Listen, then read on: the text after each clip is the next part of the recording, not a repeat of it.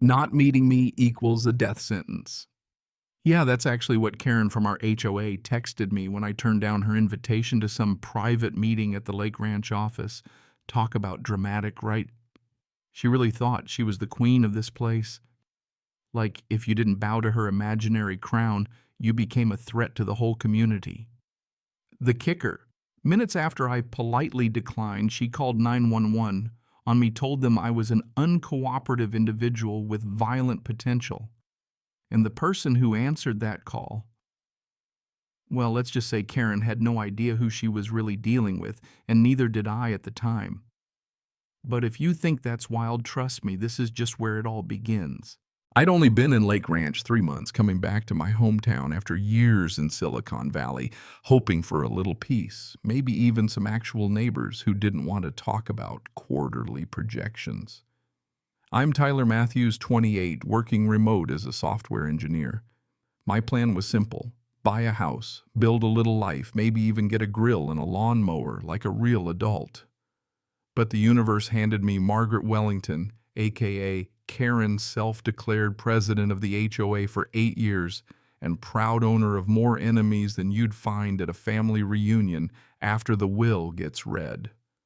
My first crime: installing a wrought iron security gate at the entrance of my driveway.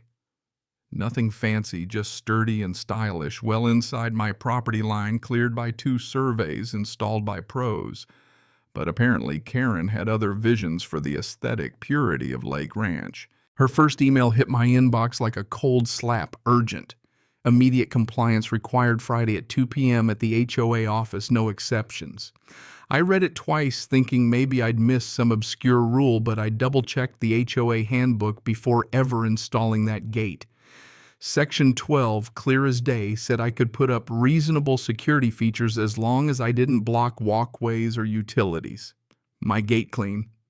So I responded polite but firm, saying I had a big work deadline and couldn't make her meeting, offered to chat by email or meet the next week. I even attached my permits and survey.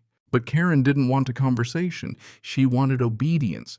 Her reply: Mr. Matthews, your refusal to meet demonstrates exactly the kind of disrespectful attitude that threatens our community's harmony. Not meeting me equals a death sentence in this community. Comply by Friday at 2 p.m. or I'll be forced to take more serious action. That's a direct quote, signed with her full title plus every committee she'd ever chaired. I stared at that message, trying not to laugh. Death sentence, really? For missing a meeting about a decorative gate. But see, the problem with power trips is they're contagious. And Karen's was about to escalate. I shot back a simple reply: can't do Friday. Let's find another time, and thought that would be the end of it. Nope. Suddenly, she was texting me off the books, her tone going full Bond villain. You think you can just ignore the HOA? You think you're special? I'll make sure the authorities know we have a potentially dangerous individual in our community. You know what happened next, sirens? 2 squad cars rolled up 20 minutes later. Out steps Officer Dave Rodriguez, who weirdly seemed almost happy to be there. Tyler Matthews, he asks, then hits me with, "How old are you, son?" When I tell him I'm 28. Born in March. His face lights up. Well, I'll be damned. Johnson, you might want to call this into the sheriff personally. Suddenly it clicks. Dave's been at our old family barbecues back when my dad was just getting started in law enforcement. Yeah, Dave isn't just a cop. He's my dad's old friend and my dad's Sheriff Rick Matthews, top lawman in the county for 15 years. So here's Karen, having just dialed 911 on the sheriff's son. She has no clue. And I'm dying inside, trying not to laugh. Dave comes inside, looks at my gate, glances at the permits and the HOA rules, and then reads Karen's death sentence message out loud.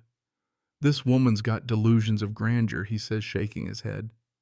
He leaves, promising to file a report that'll probably have the department cracking up for weeks. But as I sat on my couch that night, I realized something. Karen wasn't just power hungry. She was strategic and dangerous, and she'd just made a major mistake. She thought I was just another new guy to push around. The next morning, Dave calls me off the record. Says, "Tyler, we need to talk." Shows up with a folder. Turns out Karen's called the cops on 12 other residents in the last 6 months. Always the same story: uncooperative or dangerous neighbors. All people who'd improved their homes or stood up to her.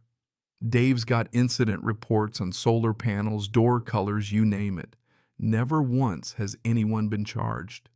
Karen just likes to play police. But the kicker: she's been coaching other HOA presidents online how to do the same thing. Her blog is like a masterclass in manipulation. Top 10 ways to handle difficult neighbors. When to involve law enforcement in property disputes. Documentation strategies for HOA leaders.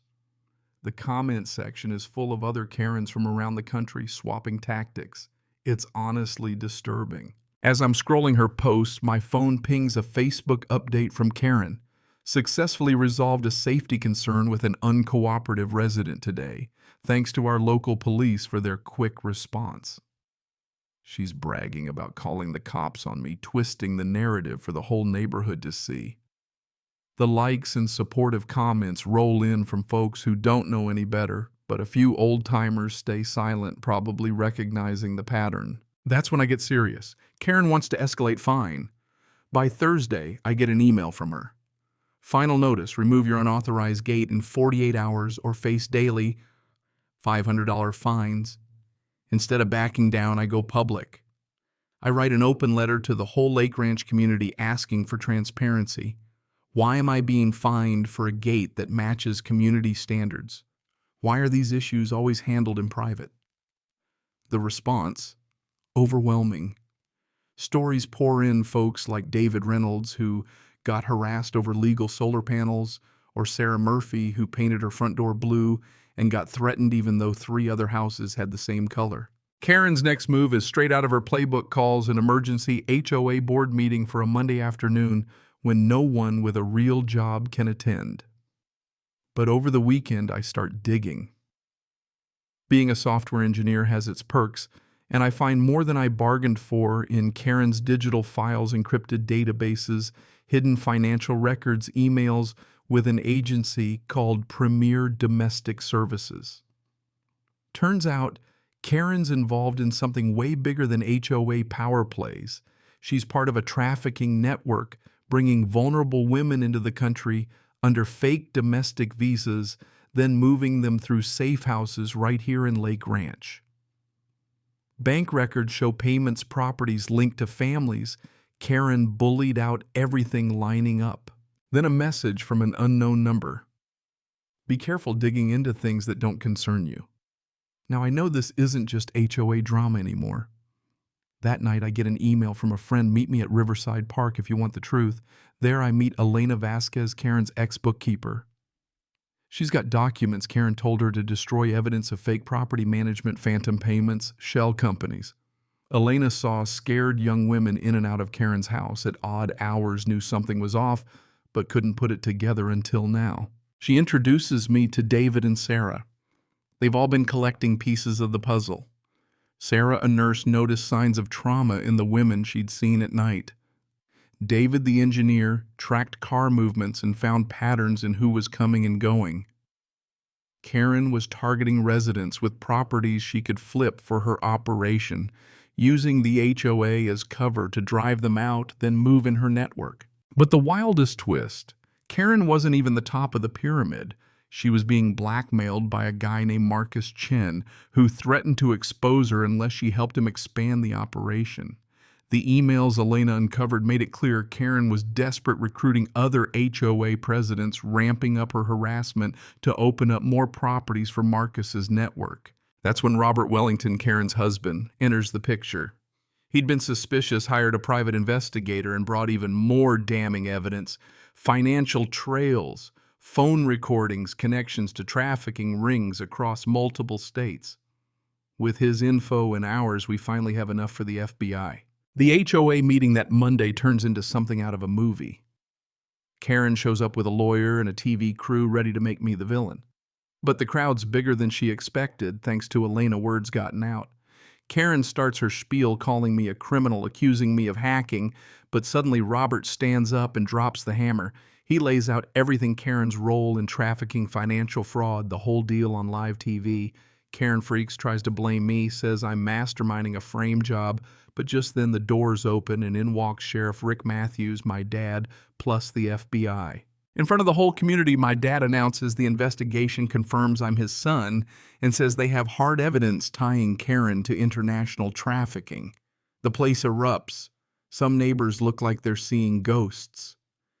Karen's supporters freeze and she completely loses her composure, still claiming she was working undercover. Agent Patricia Morrison cuffs her right there while the cameras roll.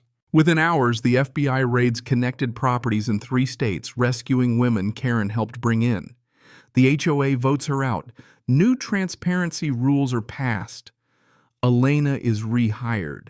My gate is approved. And best of all, the neighborhood starts coming together for real. Karen's mugshot goes viral as a meme. When you call 911 on the sheriff's son.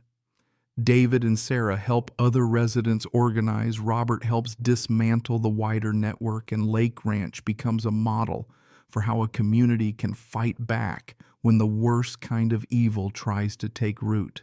I'll never forget what my dad told me after the trial. Sometimes the universe has a sense of humor about justice.